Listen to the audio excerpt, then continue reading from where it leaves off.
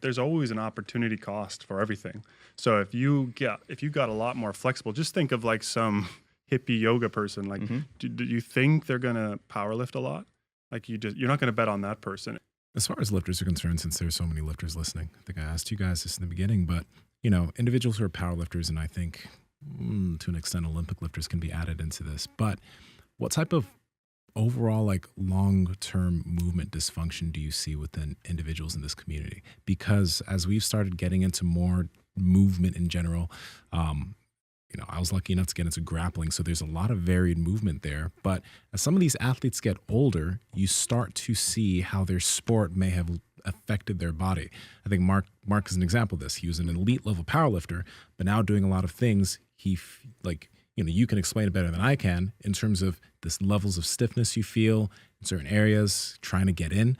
So how can athletes mitigate the long-term effects of lifting sports? I'm interested. Bobby has a really great answer for this. And it goes back to the upper cross and lower cross guys, which is a very basic kind of pattern of the human body, and it can get more granular and specific. But there are a set of muscles that do one thing and a set of muscles that do another. Let's just say prime movers and fine movers. They use the words tonic and phasic, and Bobby explains it actually really, really well. So like, I don't know, take it away, Bobby. What are those first explain what tonic and phasic are, but like the anterior tib stuff that Ben has people doing now. Like there are muscles like the anterior tib that are just not addressed. Yes. There are hip flexors that are not stretched. But yeah, Bobby has a great explanation for it, honestly. Well, this comes from the DNS guys, or the people from, you know, the people that focus on primitive patterns or infants and what do you say? Developmental, thank you. Yeah. Milestones, like as babies age and we see these patterns that they exhibit. They noticed, people like Vojta and Collage and all these things, they noticed Lewitt. Yeah, they noticed that babies, like upon being birthed, had certain muscles that were activated. And we call those the tonic muscles. These are the muscles like the low back, the calves, things like pectorals, lats, things like that. These tended to be active in infancy. And they noticed what was inhibited upon birth were things like the longus cola in the neck, or hamstrings, or core, sometimes parts of the core, the obliques, tib anterior maybe. Yeah, you can't stretch a baby's hamstrings. That's very true. Yeah, their legs are like bent. It was weird. I remember like messing with my kids like when they were little. Yeah. So what they testing stuff out. Yeah, of course. Yeah, and they have a tiny little marble hip with a big socket, so that's why they can chew on their toe all day long. But anyway, what they observed basically was that in adults, we would often regress or resort to that infant stabilizing strategy that you do upon birth when things are off, or when weakness sets in or injury sets in. We resort to trauma. And that's why it's like you've never seen somebody come in and just like, my hamstrings are just so strong, I can't turn them off, but how can I get my quads to turn on? Like, barring some kind of surgery, like nobody says that. They usually say the opposite, right? Or what was the one I used earlier? Oblique. Obliques. Yeah, I just can't shut my obliques off. You know, Yeah. So this is DNS kind of talking about that aspect of things. But one thing, on that point of the question that you asked, I think it depends on the intensity and severity of how you're doing it. If it is your career, how much mitigation is how much willingness you are to put into it outside that task, but you are gonna suffer, like guaranteed, to do that sport. But I think the best advice you could give is like, could you take a time machine back and just start moving in a lot of, like the book we talked about, range, be a Roger Federer as a child, and you'll probably move better later in life, but you can't do that. So I think there's a definitely opportunity cost that you have by being a serious professional athlete. Like Mark could maybe be marginally better, for sure, if he was really cognizant of it during his prime years of powerlifting. But he's still gonna compensate.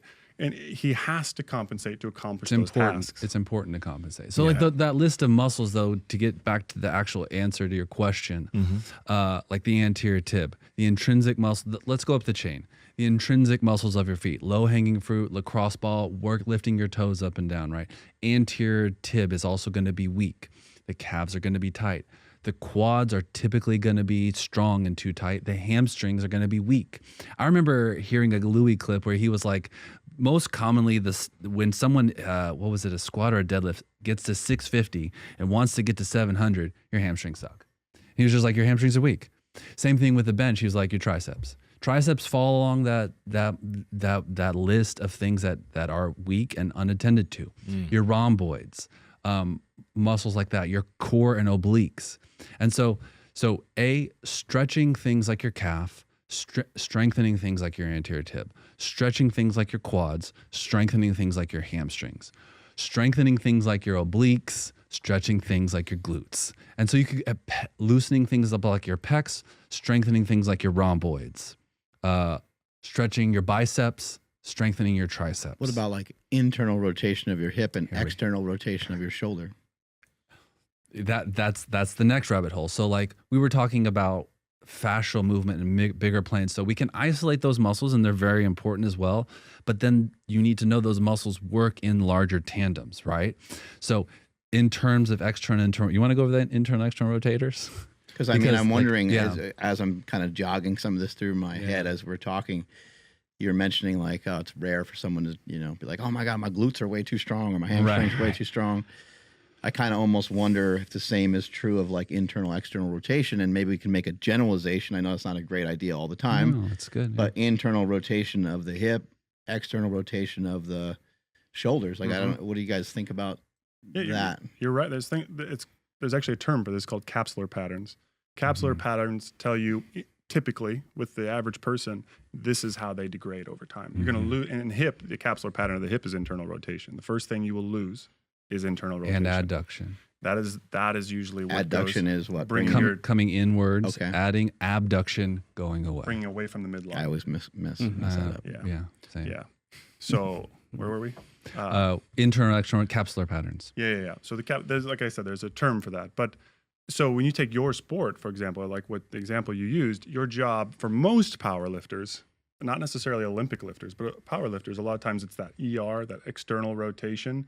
You toes slightly out, knees out over the ankles, and kind of a sit back, heavy hamstring, low back type of squat, powerlifting squat. That's gonna feed into the capsular pattern of losing internal rotation. You're good at external rotation, great at poor at internal and abduction. Yeah. So soccer players are typically the same way.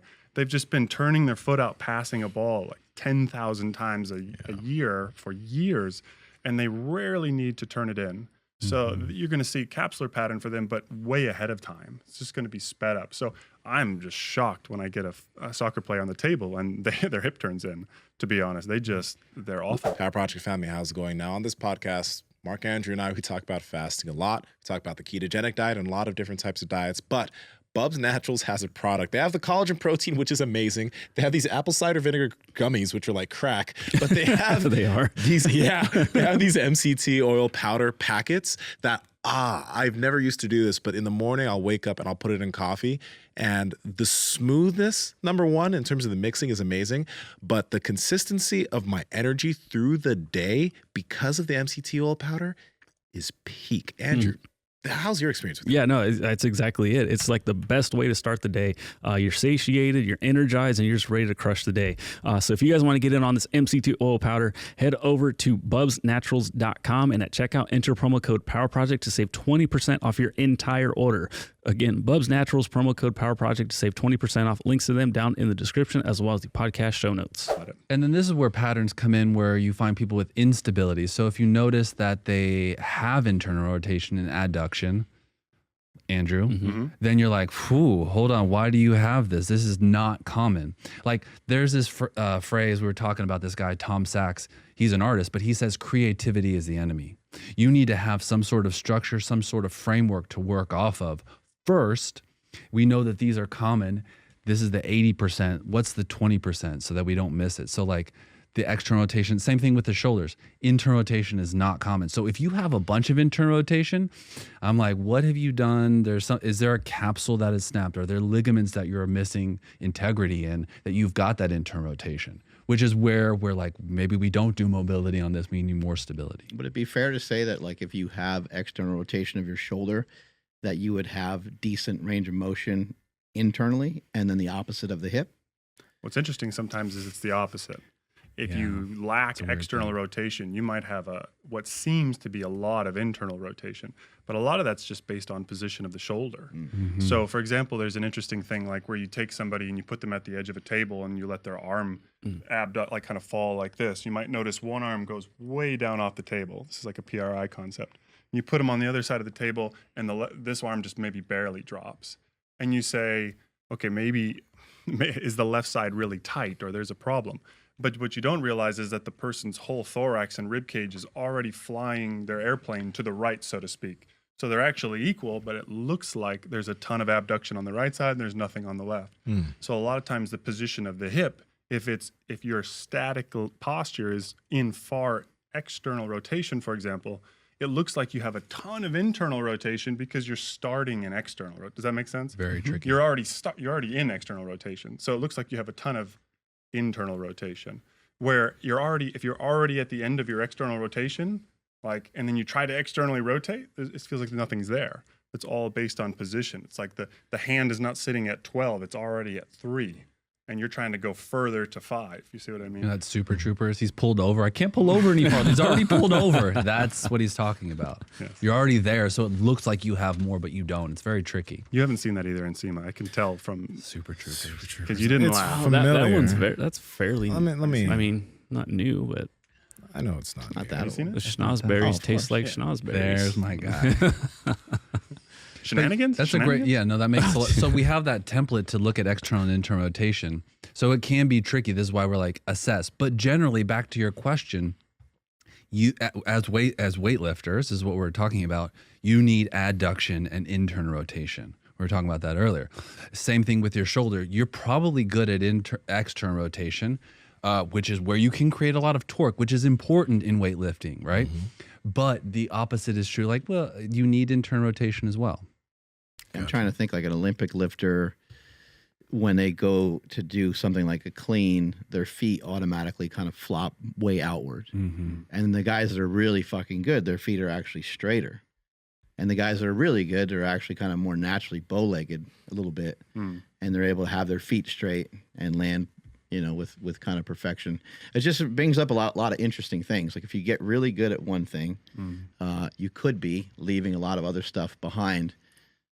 Interestingly enough, there was enough knowledge when I started down the rabbit hole of powerlifting. There was enough people talking about kind of these diagonal patterns and Paul Check being one of them. I did mess with a lot of that stuff in the beginning.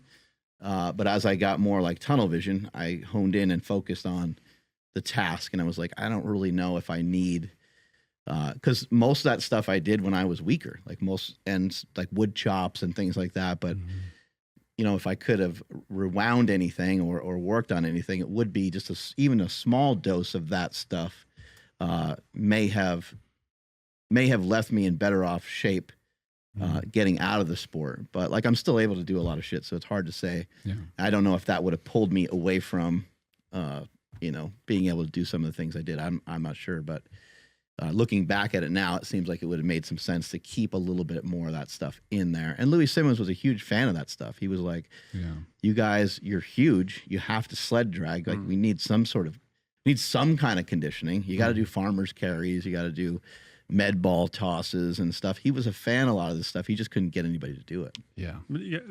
But just to defend you a little bit, there's always an opportunity cost for everything. So if you got a lot more flexible, just think of like some hippie yoga person. Like, do you think they're gonna power lift a lot? Like you're not gonna bet on that person. And you know what? If for them to use energy to stabilize there's always an opportunity cost for everything. So if you got a lot more flexible, just think of like some hippie yoga person. Like, do you think they're gonna power lift a lot? Like you're not gonna bet on that person. Generating stiffness through the years you don't have to waste effort and force and ATP and all these things to stabilize. You're already stabilized. So now when you push through the floor, the bar goes up. I didn't even need to warm up a lot of times. Yeah. You start going. You're already stable. So maybe you're better off today, but maybe you squat 850, not 1,080 or whatever it was. Yeah. What are you guys doing on your personal day-to-day and in terms of improving your ability to move and age well? What are some practices that you guys have? I know we talked about play, but yeah, what does that kind of look like for you guys? I run. Yeah? Run, man. I mean, I played college soccer. My body just responds well to running. Like, same thing with you in lifting. You're just like, you can lift and your body's like, absolutely. I run. Hills. I'll tell you one thing I've been into lately is running downhill. It's just nice. You got to learn. There's one of the movements and things, eccentric movements are hard. Like your Nordics, your hamstrings eccentrically yielding. As I run downhill, you have to learn how to absorb force. And so anytime I kind of find a problem I have, I hammer that down for a couple months. So right now I'm running a bunch. Okay. But I drove from San Antonio to LA 20 hours, no back pain. Wow. Okay. I mean, you got to practice what you preach. I mean, I sit down in a deep squat. I think that's crucial. I need to start hanging, basic stuff like that. Yeah. Bobby? I think I'm in the position of a lot of listeners maybe where I always battle what I want to do versus what I should do or need to do. I'm no different, even though this is my field. And most of my accidents or injuries or problems or compensations or patterns or whatever adjective we want to use here are from ego-driven wants. You know, like I just want to be strong. I'm kind of a big guy naturally. I mean, I'm not heavy right now. I used to be very heavy.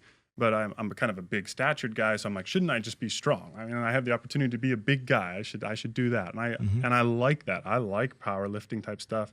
I like to lift heavy weight. I love the feeling of lifting heavy. But if I'm honest with myself, the more strength I get from lifting heavy weights, the less athletic I feel sometimes. And I miss. Say that one more time. Like let's say the more I get into something like powerlifting or even Olympic lifting, as I have done this before, like home in on this as what I do every day, like Bulgarian style, everyday kind of training.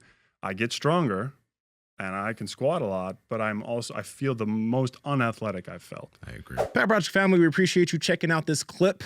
Check out another one. Just go check out another one. Or comment down below and let us know what you liked about this one. But we love you guys and we're going to keep bringing you the heat. So comment, subscribe, and all that good stuff, okay? Peace.